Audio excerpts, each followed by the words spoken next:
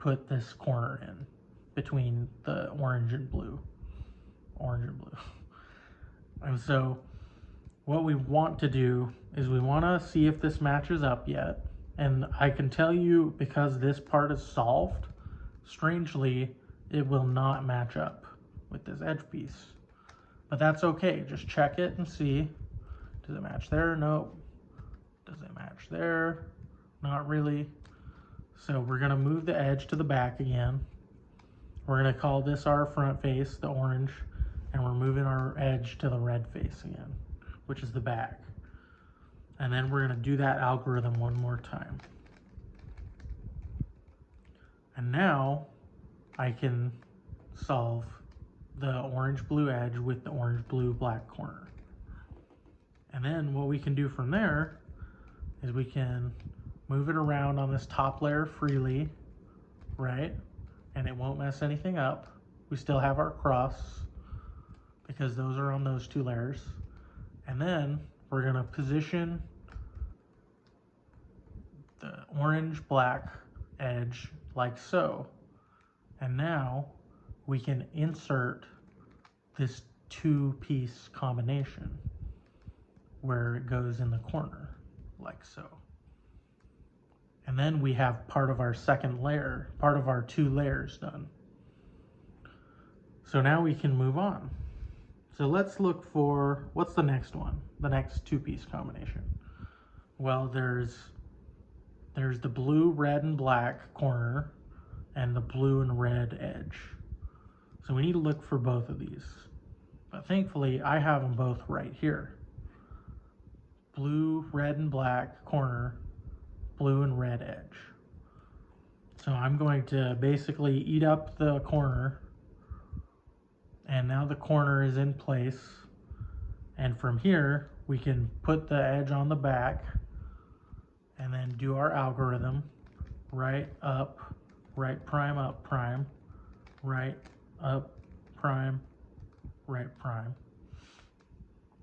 And we have a similar situation to what I showed y'all earlier. So now we need to move this corner. So we need to check the edge, and we need to move this corner so that it matches up with the edge. Does it do that? No, not yet. No, not yet, because you'll notice that's blue. So it doesn't match yet.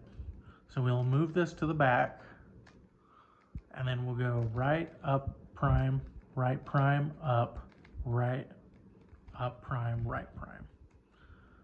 We'll check it again. Okay, now it matches.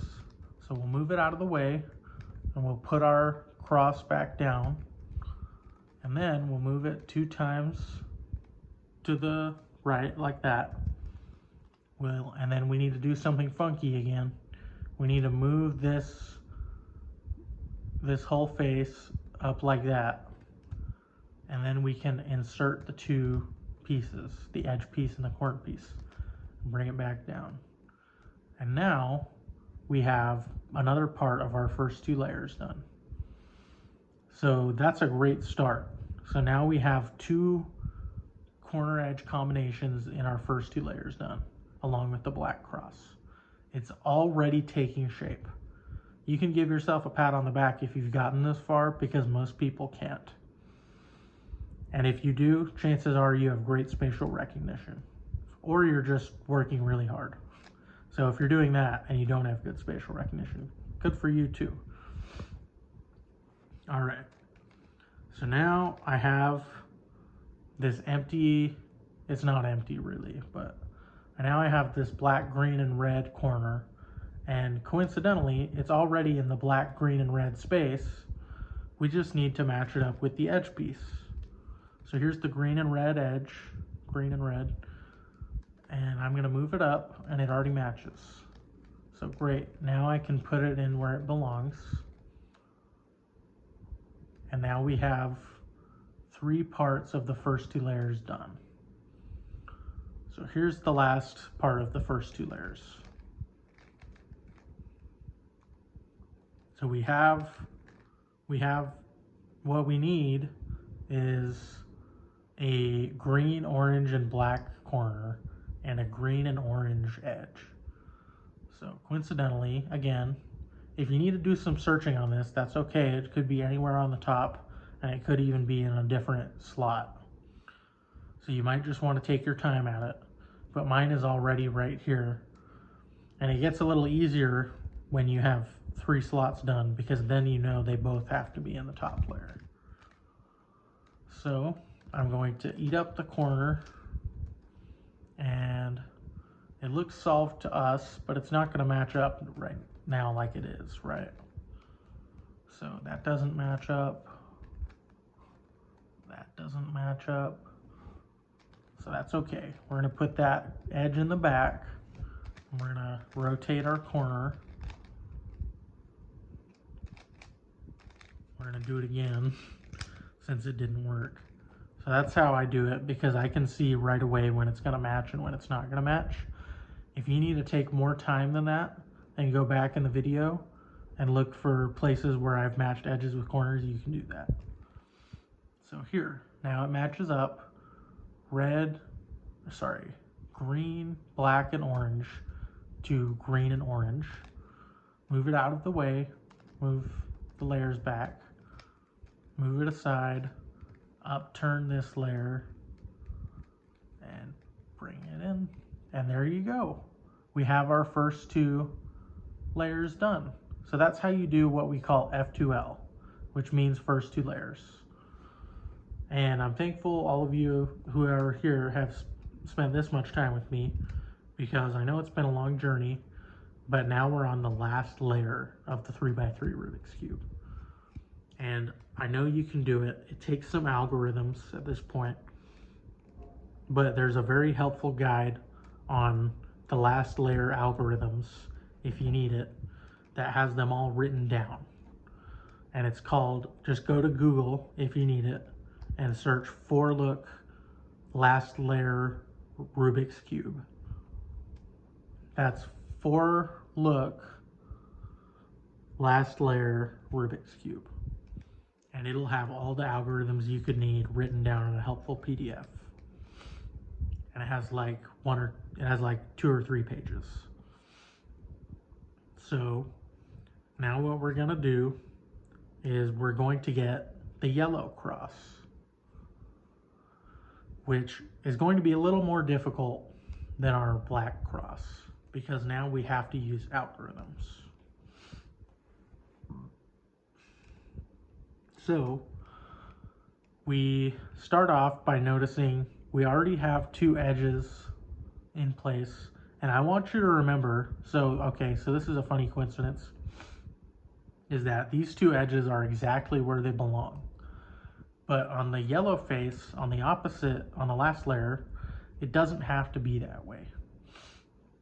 It just needs to be a yellow cross. No edge placing involved yet. We save that step for last because that's one of the more difficult algorithms. So that's okay. Just make sure you count as many as you need, and there should only be 0 or 2. Or if you've already somehow made it this far, you'll have 4 edges in the correct place, and you'll have the yellow cross. So remember what I said though. You'll either have out of the 3, 0 edges solved, 2 edges solved, or all 4. So if you have all 4 solved, go ahead and skip ahead to my to OLL, which is where you OLL corners, which is where you make the corners face up, and that part's a little different. So I'll show you that in a second. But if you have 2, then what you're going to want to do is this algorithm that's pretty simple. Is you do front, right, up, right prime, up prime, front prime. That's front, right, up, right prime, up prime, front prime. So if you caught that, you'll notice it changed which 2 centers are yellow, or you'll notice it changed which 2 edges are yellow. So that's fine dandy, right? But now we want to do it again because we need 2 more edges. So you'll keep it the same way, and you'll do front, right, up, right prime, up prime, front prime. Okay, and this is a good sign. So now we have 4 edges that are yellow on the yellow face. So that's a good thing. What we need to do next is we need to bring the rest of these corners face up. So you'll notice there the 2 yellow corners are already on the yellow layer. We just need to bring the yellow face onto the yellow side. So here we go. I'm gonna do this algorithm. This is the next one, and it's for hold on.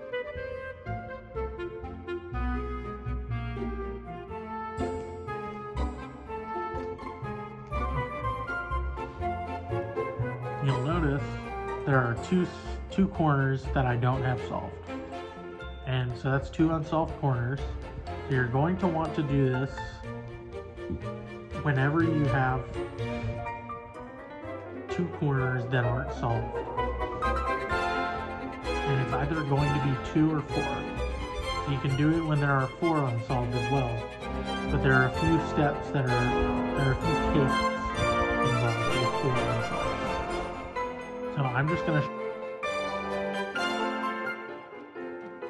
show you 2 unsolved corners, or I could probably show you more, but for now let's just do this.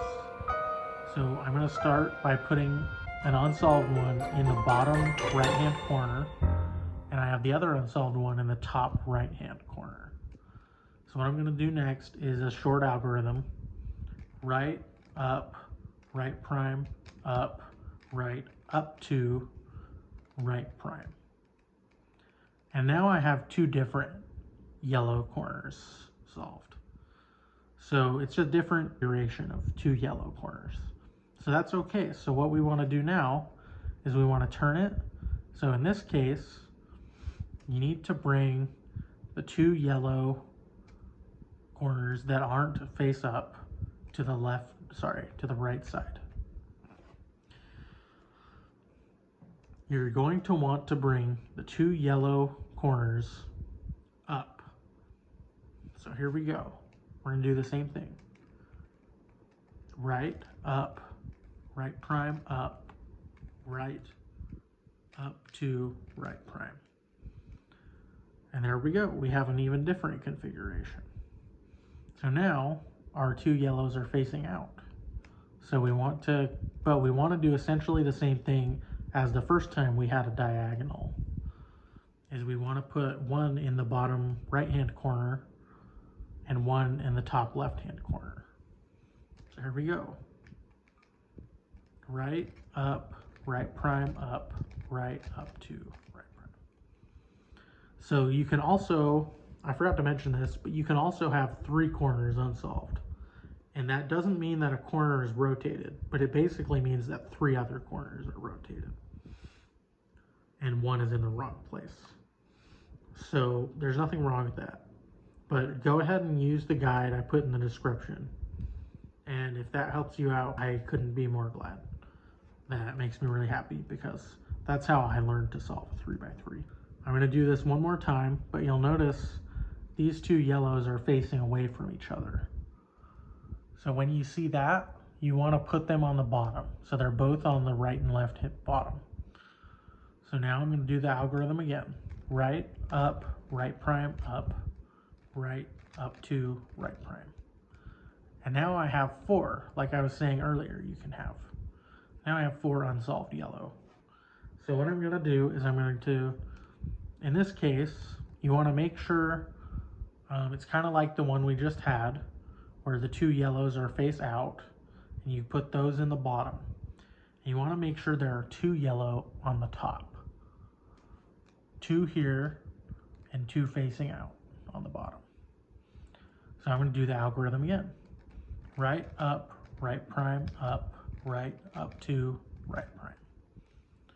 So here we go. We have a situation we haven't seen yet, which is 3.